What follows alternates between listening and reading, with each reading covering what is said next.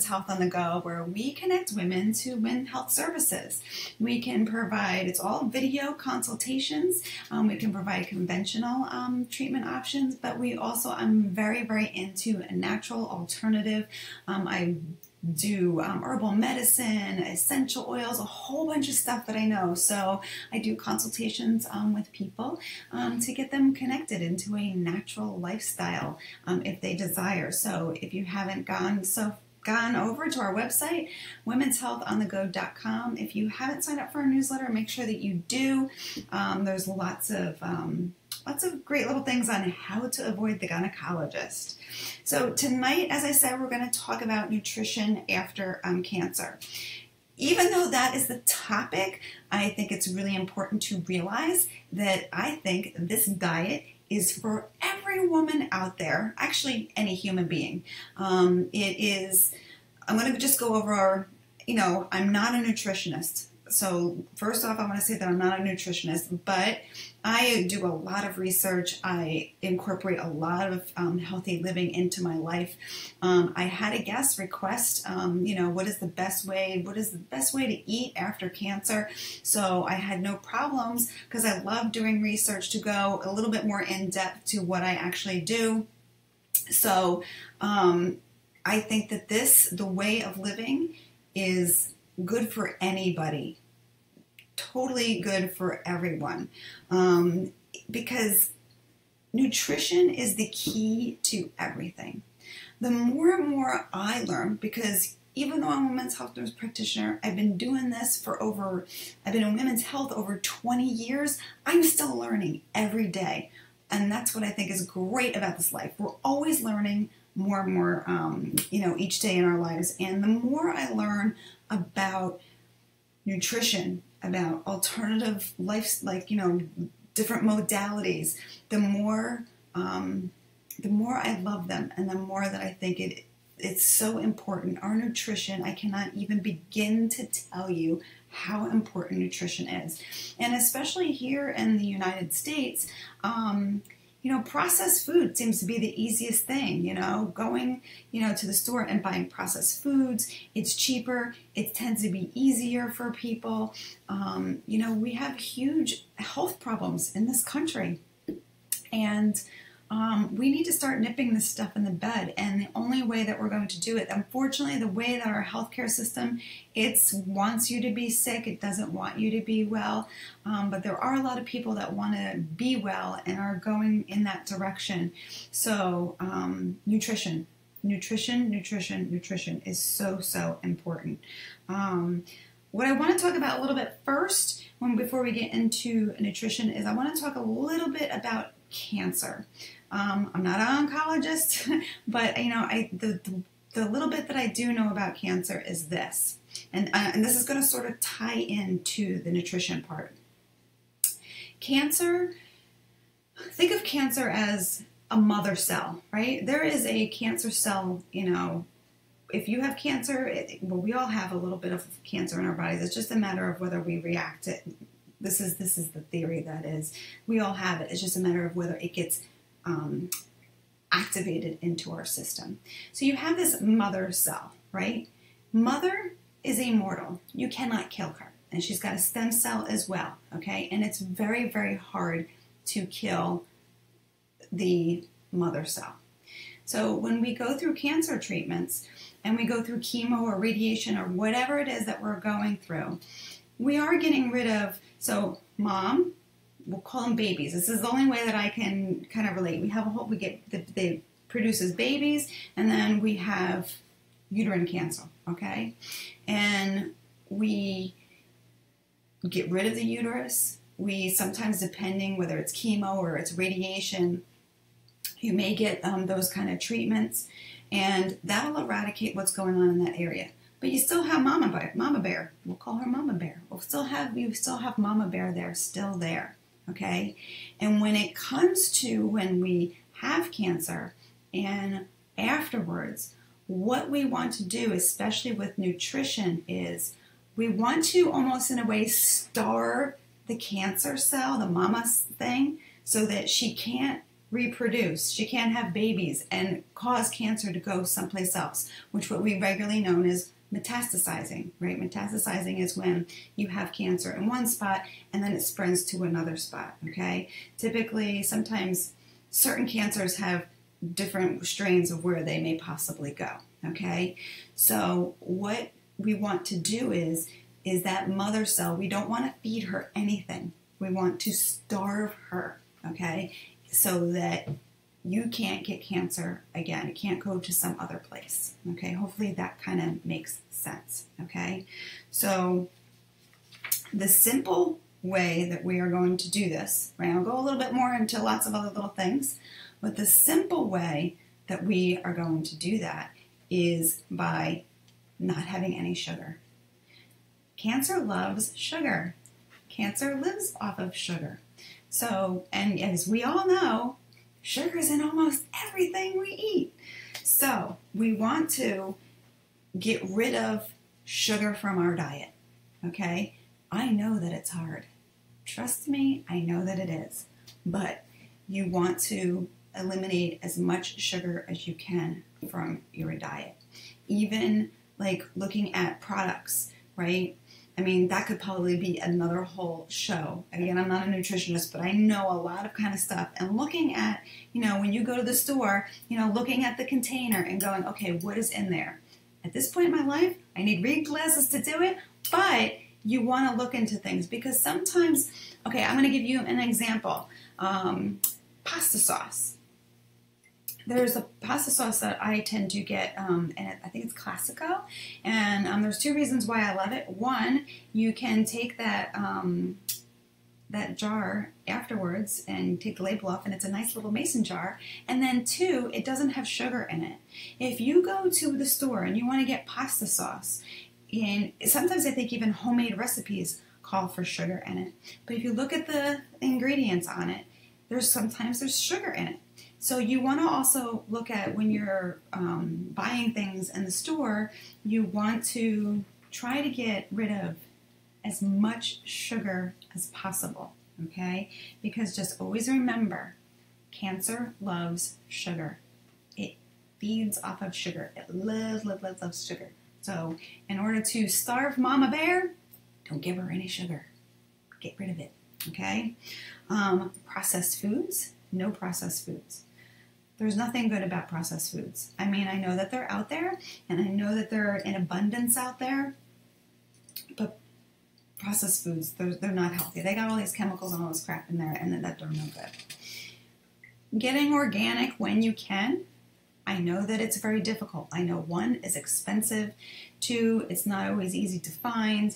It's becoming a little bit more, I'll say popular, and more accessible out there. But trying to get rid of, I'm sorry, my brain is going on to sugar again.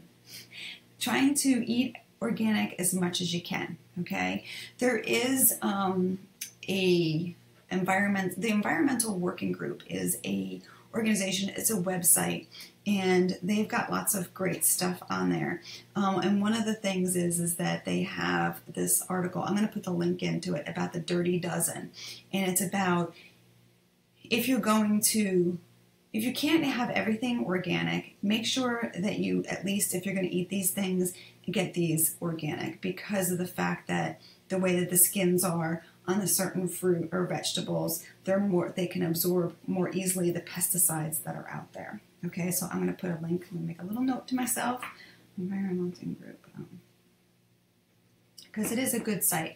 It also has on there personal care products, shampoos, soaps, everything. And what it does is that it lists all of the ingredients in it, and then it'll tell you if it's toxic or not. It's going to tell you sometimes it's like reproductive toxicity and neurological toxicity. So you can go on there and look at your healthcare products, like your shampoo, your soap, anything that you use, and even your sunscreen, because a lot of sunscreen, funny enough, sunscreen can cause cancer. Hey, because some of them got some components in there. So you got to be really, really careful. Cancer is huge. It's everyone is getting cancer, and it's crazy. Absolutely crazy. Okay, so we're going to do no sugar, no processed foods. We're going to get organic when possible, and I know that it's not always easy. And then we're going to limit dairy and red meat. Now, when I read about all these kind of different kind of diets that are best for, in the research in regard to like after cancer, I am going to that I couldn't really find too much of why on that part, but I really I believe that it has to do with inflammation. Dairy products and red meat are very inflammatory foods, and a lot of health conditions can be inflammatory. There's inflammation in the body. When I was thinking about this show the other day, I was thinking about how, the body is probably the most amazing thing. And again, I'm learning about so much more these days, and it is amazing how there's so many different systems, there's so many different theories, there's so many different treatment modalities for us. I think it's just completely, one, amazing, but two, this is where I think it's really important that we all try to learn as much as we can, because there are so many modalities out there that one may be working for you and one may work for someone else. And it's really, really important, because I think about this, there's a theory of inflammation in our body. There's the theory about when we talk about like medical cannabis and the endocannabinoid system in our body and how, that regulates everything, regulates a lot of stuff. And then I watched this documentary, and there was this one doctor who was talking about, and he's a chiropractor, so he studies a lot about the spine and the nerves and all this kind of, the whole system, and how important the spine is and how important that is to be lined up, because if you think about the nerves, they're going out to all of our body parts. So there's so many different parts of our body that are working. And I think that if something resonates with you, like we'll take an anti-inflammatory diet. Maybe for you, you think, oh, you know what, that really rings. For some reason, it resonates with me, and I'm going to follow that anti-inflammatory diet.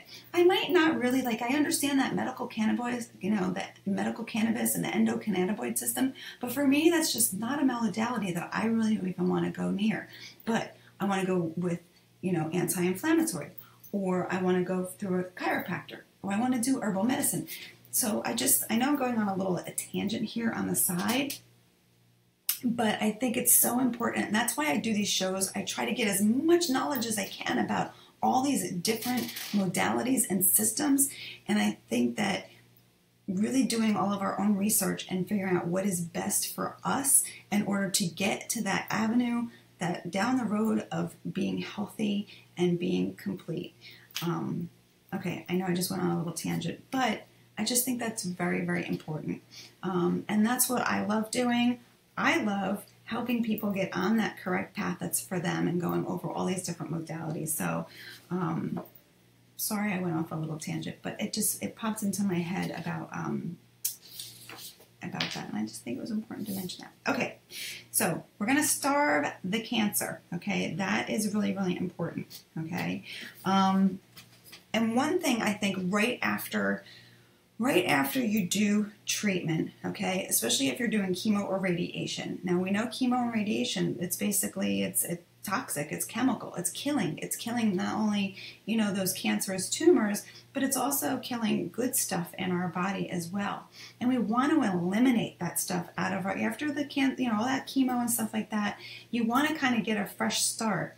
You want to do a cleanse to get all those toxins out of your body, and then you want to rebuild your immune system and eat foods that are actually that have shown to actually have anti-cancer properties to them, okay? So initially, just the thought process of we're going to starve the cancer, okay? And then after, I think it's really good to draw out the toxins out of our bodies. And there's a couple of ways that we can do that.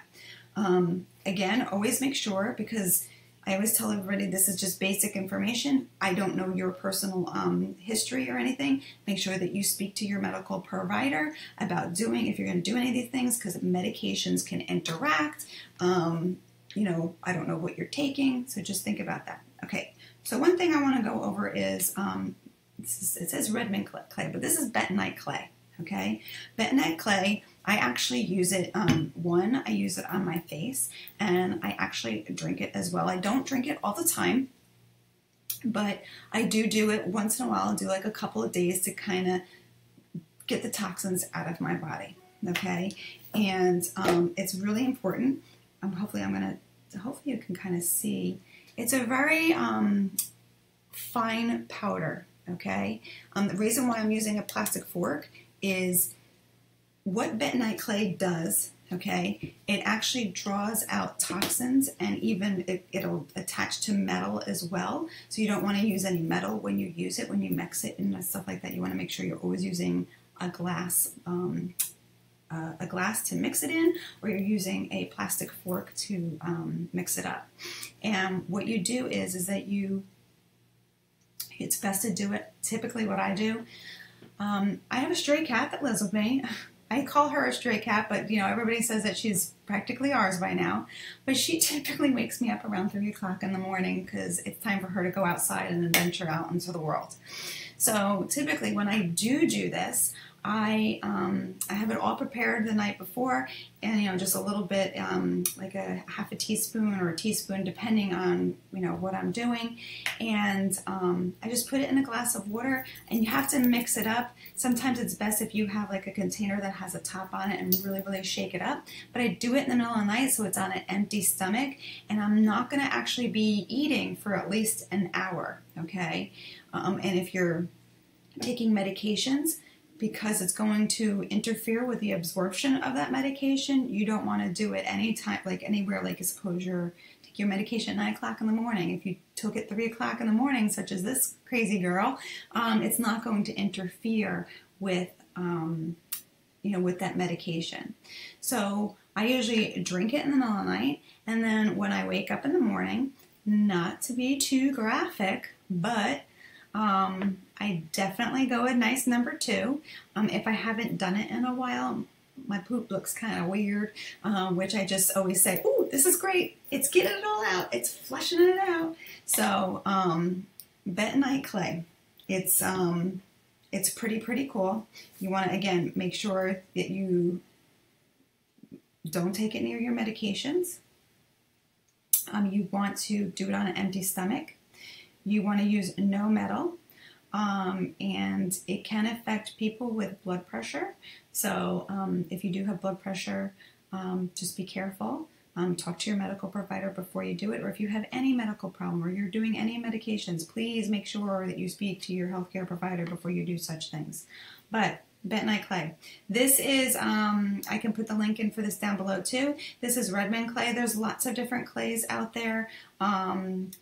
I did a lot of research when I started doing this, and this one I found to be best, and it actually, you can use it internally. Some of them you can't. I did buy another one initially because I was just so excited to learn about bentonite clay that I just kind of jumped the gun, and I bought it. That one I use on my face because it even says on the thing, do not use internally and all this kind of stuff. So just be careful with that. But I will definitely put a link into that. Okay.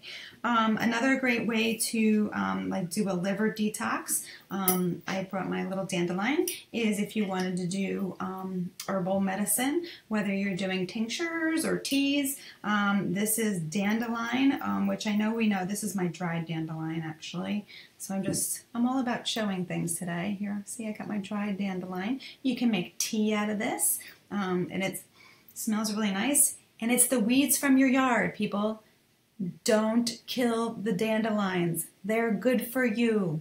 Don't be killing them. I get crazy when I see people. Although my husband probably is always like, can't we just put some kind of weed killer? No. If we got dandelions, I love them. If we got red clovers, all that kind of stuff. I love weeds. A lot of them have great medicinal properties, so you don't want to get rid of them. So another great way to do the liver detox is dandelion is one, and then milk thistle is another great liver detoxer. So you want to detox your body, okay? And then you want to, there's lots of things. I know we're really talking about nutrition, but I'm just going to throw in a couple of other things that I would totally do. And that's definitely getting rid of, like going through your household and getting rid of all those chemical kind of cleaners. And if you can go all natural with your cleaners, trying to get rid of those things, trying to stop using, also like, what was I going to do? Like plastic.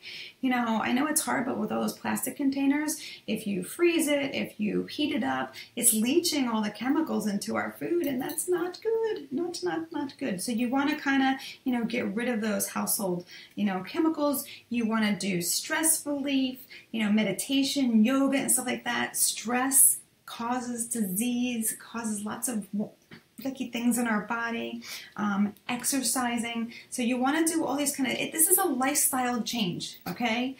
This should be everybody. I mean, yes, you know, cheating a little bit, moderation of things, I totally get that. But this is like a complete lifestyle change. I absolutely, you know, believe that. And it can not be the easiest thing to do that, okay? So just a little bit of thought process on those kind of things. I do want to talk about a tea that is pretty wonderful. I drink it. I know I may not pronounce it correctly. Acai tea, Essig tea. This is my container of, you can maybe see the name Acai tea. This tea was, there was a nurse, a Canadian nurse, her name is Renee Case. She got this recipe from Native American Indians, and she treated people with cancer for like 50 years. It's actually a really cool story about her. She was taking to, I think from what I can read, courts and all that kind of stuff, they tried to, you know, prevent her from doing it. But the thing is that she was providing this treatment for free for like 50 years to people who had cancer, and they had success with it. I actually take it because you can take it as kind of preventative as well. And it doesn't taste too bad. It's a little woodsy kind of tasting. You know, they do say it's got like burdock root, sheep sorrel, rhubarb root, slippery elm bark. So they're not the tastiest herbs, but you do like for to kind of prevention, you know, it's taking like a ½ ounce of it in 2 ounces of water. Basically, the way that they have it is that you make like kind of a bulk. And it's a weird kind of process. It's not like you just take this tea and you put a little, you know, put a little in your tea, steep it for 10 minutes and, you know, do it. You actually, you boil it and then you let it sit for, I don't remember how many hours it is.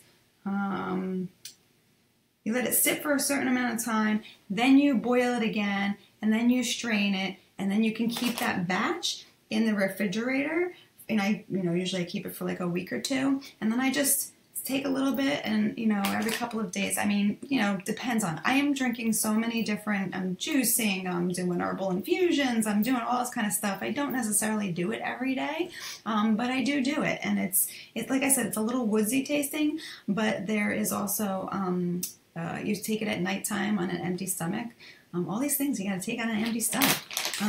But I think that if you have had cancer or if you have significant family history of cancer in your body, in your family, I don't think this is a bad idea. Even if you're doing it like, you know, I don't think that there is, even if you have cancer and going through treatment, a lot of things that I know they talk about is that you want to do all these kind of, you want to change your nutrition, you want to do all this kind of stuff, even, well, you know, at the same time, so that it will help you fight off the cancer. So I'm going to put a link to that as well down below or up above in the description. I think that is another great tea to add even after you've done treatment, because it's going to help. Remember, mother cell, is still out there somewhere, and you want to prevent her from making babies. That's the easiest way that I'm very into when I talk to my patients, trying to come up with stories to explain medical conditions. Not quite sure if they ever understand what I'm saying, but that's how I do it. So mama bear, we do not want her having any babies. So that's the whole goal of everything. All right, so let's talk about some different kind of nutrients that will help stop spread cancer. Okay, one is quercetin. It's a super antioxidant, and it inhibits the maturing of cancer cells. Onions, blackberries, raspberries, black and green tea, kale, apples. Apples, when you do apples, it's important that you eat the skin as well, because there are a lot of antioxidant properties in the skin of the apple. So you know how they say an apple a day keeps the doctor away? Very, very true. So make sure that if you are going to eat those apples, make sure you eat the skins as well. Dark cherries, herbs, sage, and parsley. Parsley has now all of these little nutrients. I'm sure I'm going to mutilate their names, but that's what I'm good at with these. Sometimes I always get cuckoo with pharmaceutical drugs when they're generic and they're like this long. Half the time I can't pronounce them. So epigenine, that's a flavonoid, and it has chemopreventive properties. There's a protection against cancer cell migration. Okay, parsley, celery, grapefruit, onions, oranges. I mean, I don't know if you're seeing a theme here. A lot of these are vegetables. I mean, I think that if you keep just eating lots of vegetables, fruits and vegetables, you're going to be really, really great. Luteolin is another flavonoid with anti-cancer properties. Green peppers, chamomile tea, again, celery, broccoli sprouts. I read a whole thing about broccoli sprouts, which they had like a little thing on how you can make them yourself, which I have a feeling that I'm going to try that because I love trying to do those kind of things. But broccoli sprouts have 50 times more 50 more times cancer fighting power than broccoli. Broccoli is really good, but broccoli sprouts is even better. And they're actually not that bad. You can put them like on your salad or something like that. They're a little weird tasting. I haven't had broccoli sprouts in a long time, but I do remember them. My mom used to put them on our salads. So they're really good as well. Hello, Dave. How are you? Welcome. Talking about nutrition after cancer, but this is for you too. This is for everyone. So everybody who's watching this, whether you've had cancer or trying to prevent cancer, all this stuff that I'm talking about is good for you. Everyone should be following a good, healthy diet. Okay, so another nutrient, uracilic acid, things like oregano, skin of the apple again, holly basil. Holly basil is an herb. Holly basil is also what we consider an adaptogen.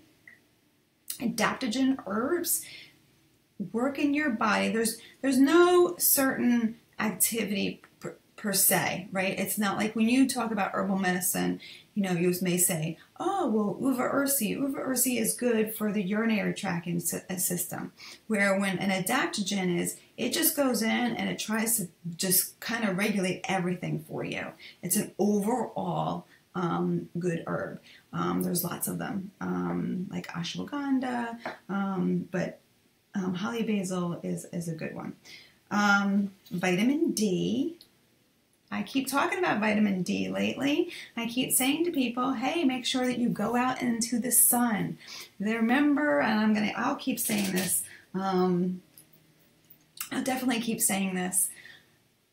There is research that shows that people who avoid the sun have the same health risks, life expectancy as someone who smokes cigarettes. Okay, so yes, I know that there's concern for, skin cancer, but if you're following all this kind of stuff, you're not going to, you're not going to maybe have that issue. But I'm not talking about going down to the beach, without your sunscreen and laying in the sun for 8 hours. I'm talking about, hey, at lunchtime for 15 minutes, go for a walk and get some sun, get some vitamin D. That is the best source for us to get vitamin D, okay? So make sure that you go get yourself some vitamin D. Lots and lots of health benefits there. Curcumin is another, which is found in turmeric. Turmeric is a great anti-inflammatory. Turmeric looks a lot like a ginger root. It's a rhizosome.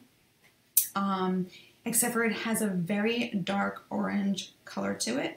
It could, they say like if you're using like the herbs for certain things, it can stain, your fingers and stuff like that.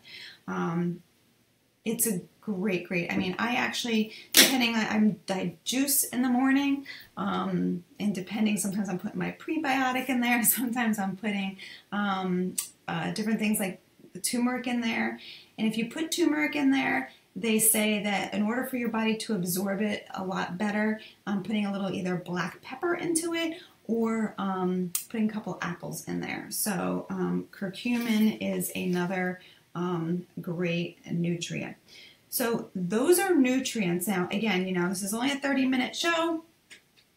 There's lots and lots of information when it comes to nutrition after cancer, but hopefully this is just an introduction to you, and it's an introduction to everybody to eat healthy.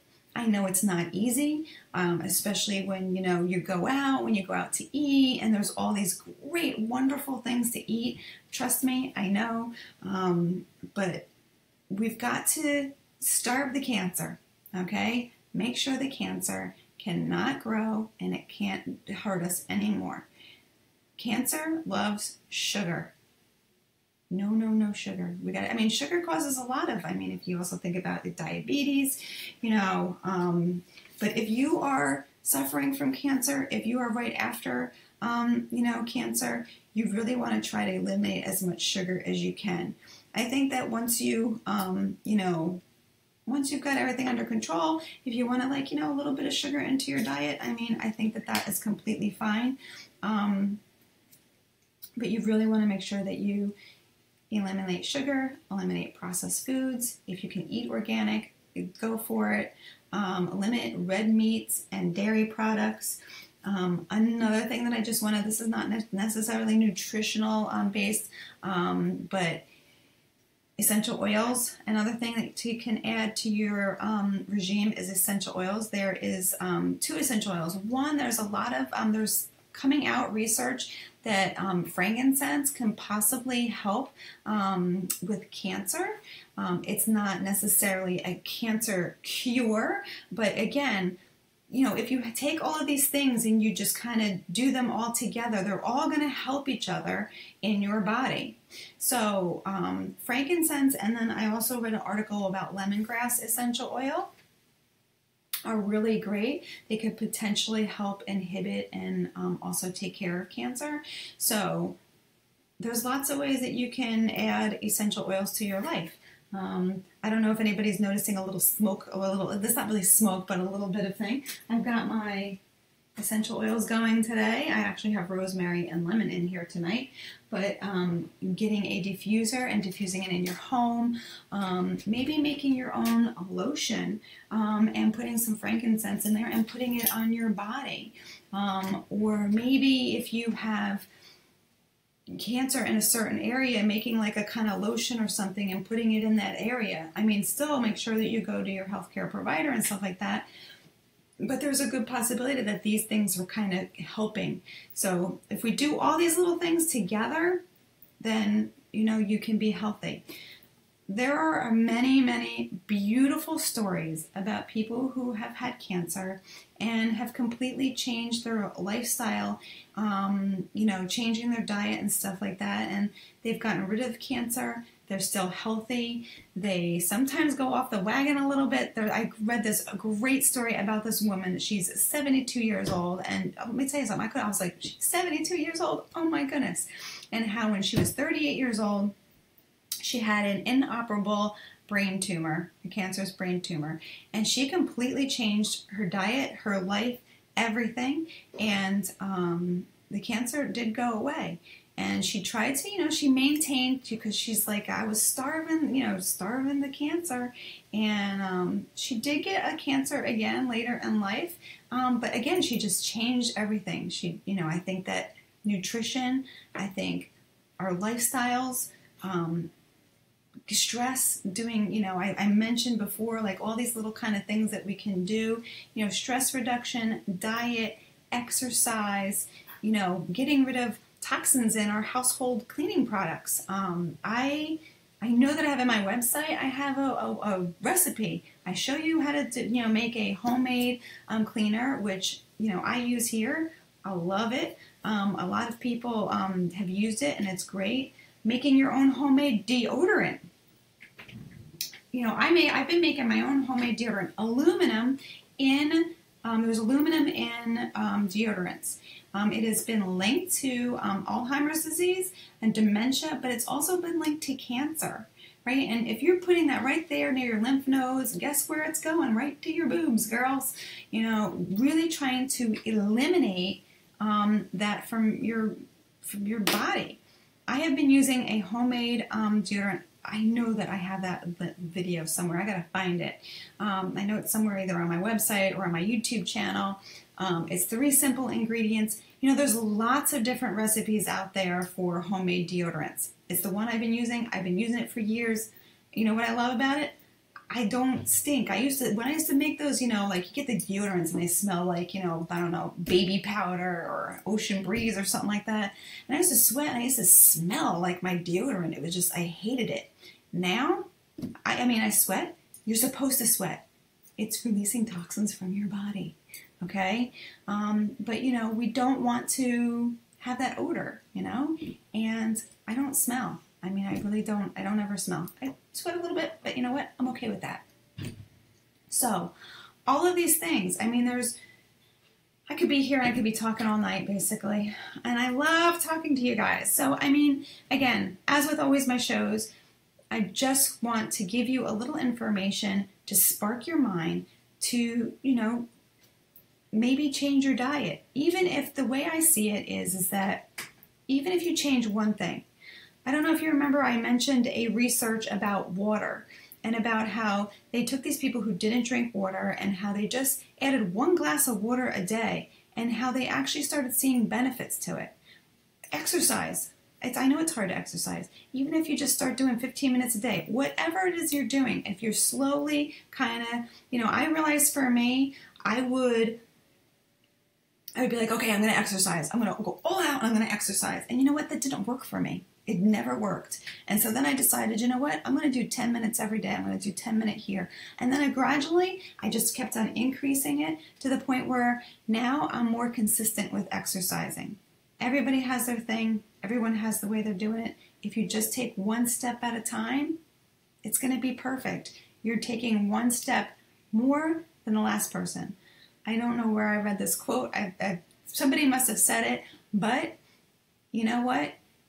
If you go out exercising, if you do 1 glass more water a day, if you eat 1 more fruit a day or vegetable a day, you're 1 step ahead of the person on the couch who's not doing anything at all, right? So whatever it is you do, add it to your life, even if it's just 1 thing. And you just then add another, and you add another. Because what's going to happen is you're going to add that 1 thing, you're going to keep adding and adding, and you're going to realize how great you feel. That's just my personal thing. So, again, hope you had a great night. Lori from Women's Health on the Go. Make sure that you go over our website where we connect women to women's health services, conventional healthcare via video consults, or even natural alternative ways to get you on the path of being healthy and beautiful. So make sure that you go check out our website. Thank you, Donna. Thank you for showing up. Thank you, Fiona. Hello, Fiona. I didn't get to say hi to you earlier, but I do see that you're here. Adding a glass of water first thing in the morning. Perfect. Love it. Absolutely keep it up. Thank you, Dave, for showing up. And I know there's other people out there if I didn't get to say your name. Thank you so much for showing up. I hope you have a wonderful week. It's getting nice and warm. For me, I love the summer weather. So I'm very happy. But try to keep cool because I know it's getting kind of muggy out there. If you are in New York, I know that I got a thing in the mail today about Lyme disease and making sure that you be careful about that. It's very prevalent this year with the ticks, so be careful. Have a great week, and thank you so much for showing up, everybody. Have a wonderful week.